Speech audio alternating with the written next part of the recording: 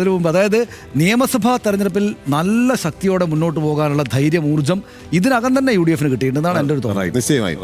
കാരണം നോക്കൂ, 50 വർഷത്തോളം UDF LDF കോട്ടയാക്കി വെച്ചിരുന്ന കോഴിക്കോട് കോർപ്പറേഷനിൽ അത് ജയിക്കുമോ എന്നുള്ളത് നമ്മളിപ്പോൾ പറയുന്നില്ല, ജനങ്ങളാണ്, നമ്മൾ പ്രവചിക്കാൻ ആളുകളല്ല. പക്ഷേ അപ്പോഴും ഇപ്പൊ മുന്നേറ്റം ഉണ്ടാക്കാൻ സാധിച്ചു എന്നുള്ളത് വലിയ കാര്യം തന്നെയാണ്. പക്ഷേ അതിനകത്ത് ഒരു കാര്യമുണ്ട്, LDF വലിയ ക്ഷീണം ഉണ്ടായിട്ടില്ല എന്ന് കാണണം.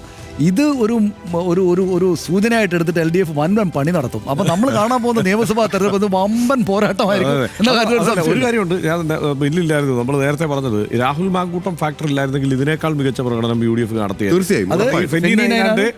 ശ്രീനാദേവി കുഞ്ഞമ്മയുടെ ഒക്കെ പരാജയം കാണിക്കുന്നത് അതുകൂടിയാണ്. കുറച്ച് ആളുകൾ കൂടിയുണ്ട്, അവരുടെ കാര്യങ്ങൾ കൂടെ നോക്കണം. അതായത് ഇതിനകത്ത് നമ്മൾ തന്നിരിക്കുന്ന ലിസ്റ്റിൽ ബില്ലിൽ പറഞ്ഞ മറ്റു കാര്യങ്ങൾ, ഇതിനകത്ത് ഈ രാഹുൽ മാങ്കൂട്ടത്തിന്റെ സ്ഥാനാർത്ഥികൾ കുറച്ച് പേരുണ്ട്. അവരുടെയൊക്കെ നില എന്താണ് നമ്മൾ പ്രത്യേകമായിട്ട് നമ്മൾ നോക്കണം.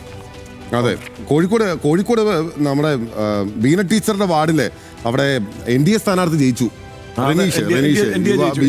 വലിയ ഭൂരിപക്ഷത്തിന് അവിടെ ജയിക്കുകയും ചെയ്തിട്ടുണ്ട്. ഇപ്പം മറ്റിടങ്ങളിൽ ഒഞ്ചിയത്തൊക്കെ എന്തൊക്കെയോ സംഭവിക്കുന്നുണ്ട്. സനീഷ്, ഇതൊക്കെ സംഭവിക്കുമ്പോഴും തിരുവനന്തപുരം ജില്ലാ പഞ്ചായത്ത് LDF നിലനിർത്താനുള്ള സാധ്യത നിലനിൽക്കുകയാണ്. LDF 11, UDF 5, NDA 1. പക്ഷേ അവിടെ NDA ഒരിടത്ത് ജില്ലാ പഞ്ചായത്തിൽ ലീഡ് ചെയ്യുന്നുണ്ട്. സനീഷ്, ജില്ലാ പഞ്ചായത്ത് ഡിവിഷനിൽ അപ്പോൾ ഒന്നിലേറെ സ്ഥലങ്ങളിൽ NDA ലീഡ് ചെയ്ത് തുടങ്ങിയിരിക്കുന്നു എന്നുള്ള പ്രത്യേകതയുണ്ട്. അത് പ്രധാനമാണല്ലോ. കണ്ണൂർ കോർപ്പറേഷൻ BJP രണ്ടാം സീറ്റ്. എന്താണ് വിവരം?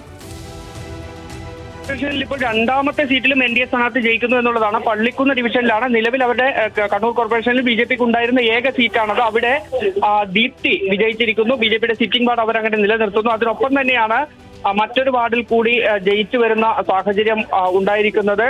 കൊക്കേൻപാറ ഡിവിഷനിലാണ് BJP സ്ഥാനാർത്ഥി P മഹേഷ് 325 വോട്ടുകൾക്ക് ജയിച്ചിരിക്കുന്നത്. വലിയ വിജയമെന്ന് തന്നെ പറയാനിരിക്കുന്നത്. ഏറ്റവും പ്രധാനപ്പെട്ട LDFിൽ നിന്നാണ് പിടിച്ചെടുത്തിരിക്കുന്നത്.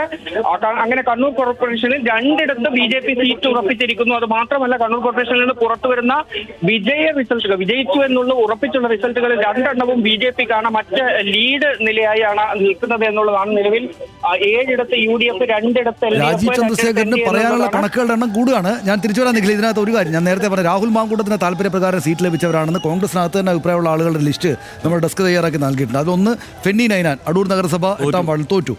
രാഹുൽ വീട്ടിൽ തന്നെ ഇരിപ്പുറപ്പിച്ച സമയങ്ങളിൽ എന്ന് വെച്ചാൽ 1 മാസം വീട്ടിലിരുന്നല്ലോ. ഒപ്പം ഉണ്ടായിരുന്ന റെനോ P രാജൻ ഏറാത്ത് പഞ്ചായത്തിലെ 6ാം വാർഡിൽ മത്സരിക്കുന്നുണ്ട്. KSUവിന്റെ ജില്ലാ ജനറൽ സെക്രട്ടറി നെസ്മൽ കാവിള രാഹുലിന്റെ സ്വന്തം സഹചാരിയാണ്. അടൂർ നഗരസഭയിലെ 22ാം വാർഡിൽ UDF സ്ഥാനാർത്ഥിയായിട്ട് നെസ്മൽ മത്സരിക്കുന്നുണ്ട്. ഏറത്ത് ഗ്രാമപഞ്ചായത്തിലെ 11ാം വാർഡിൽ മത്സരിക്കുന്ന ഉണ്ണികൃഷ്ണൻ ചൂരക്കോട്, ജില്ലാ പഞ്ചായത്തിന്റെ ഏനാത്ത് ഡിവിഷനിൽ മത്സരിക്കുന്ന അഡ്വക്കേറ്റ് സബിത അഭിലാഷ്, CPIയിൽ നിന്ന് രാജിവെച്ച് UDFിലെത്തിയ ശ്രീനാദേവി കുഞ്ഞമ്മ തോറ്റുമല്ല പിന്നിലാണ്. അപ്പോൾ ഈ പറയുന്ന റെനോ P രാജൻ, നെസ്മൽ കാവിള, ഉണ്ണികൃഷ്ണൻ ചൂരക്കോട്, സബിത അഭിലാഷ് എന്നിവരുടെ കാര്യം കൂടെ ഒന്ന് ശ്രീരാജ് നോക്കിയിട്ട് പെട്ടെന്ന് തന്നാൽ അക്കാര്യത്തിൽ തീരുമാനം നമുക്ക് ആക്കാം. ഏതായാലും ഇപ്പൊ ഇങ്ങനെയാണ് കാര്യങ്ങൾ പോകുന്നത് അല്ലേ? അതെ, തീർച്ചയായും. കണ്ണൂർ കോർപ്പറേഷനെ സംബന്ധിച്ചാണ് അത്ഭുതകരമായിട്ടുള്ള BJP അവിടെ വീണ്ടും പെർഫോം ചെയ്യുന്നത്. NDA 2 സീറ്റുകളിൽ അവിടെ മുന്നേറുകയാണ്. കണ്ണൂർ കോർപ്പറേഷനിൽ LDF 4 ഇടത്താണ്, UDF അവിടെ ലീഡ് തിരിച്ചു പിടിച്ചിരിക്കുന്നു. 11 ഇടത്ത് UDF ലീഡ് ചെയ്യുകയാണ്. അതേപോലെ തന്നെ തിരുവനന്തപുരത്ത് LDF 17, NDA 16 ഇഞ്ചോടിഞ്ചായി തന്നെ മുന്നോട്ട് പോവുകയാണ്. UDF 10 ഇടത്ത് ലീഡ് ചെയ്യുകയും ചെയ്യുന്നുണ്ട്.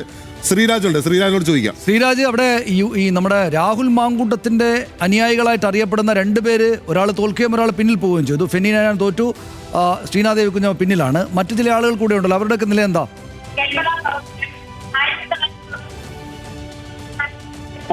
നിലവിൽ ഫെന്നി നൈനാൻ തോറ്റിട്ടുണ്ട്. അതുപോലെ തന്നെ ശ്രീനാദേവി കുഞ്ഞമ്മ ഇവർ 410 വോട്ടിന് പുറകിലാണുള്ളത്.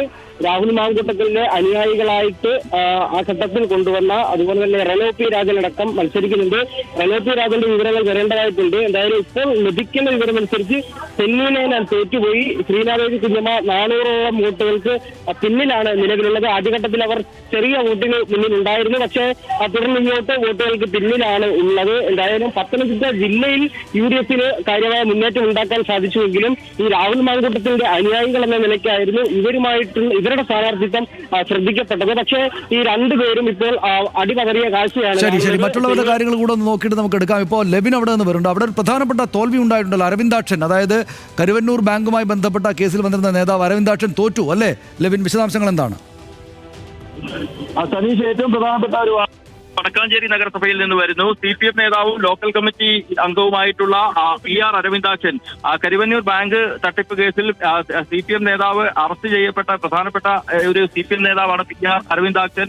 ഏകദേശം 3 മാസത്തോളം അദ്ദേഹം ജയിൽവാസം അനുഭവിച്ചു. അതിനുശേഷം കൗൺസിലർ ആയിരിക്കെയാണ് കേസിൽ പ്രതിയാകുന്നതും അറസ്റ്റിലാകുന്നതും പിന്നീട് ജയിൽവാസം അനുഭവിക്കുന്നത്. അതിനുശേഷം മടങ്ങി വന്ന് വീണ്ടും തദ്ദേശ തെരഞ്ഞെടുപ്പിൽ മംഗലം സൗത്ത് ഡിവിഷനിൽ നിന്നാണ് വടക്കാഞ്ചേരി നഗരസഭയിൽ മത്സരിച്ചത്.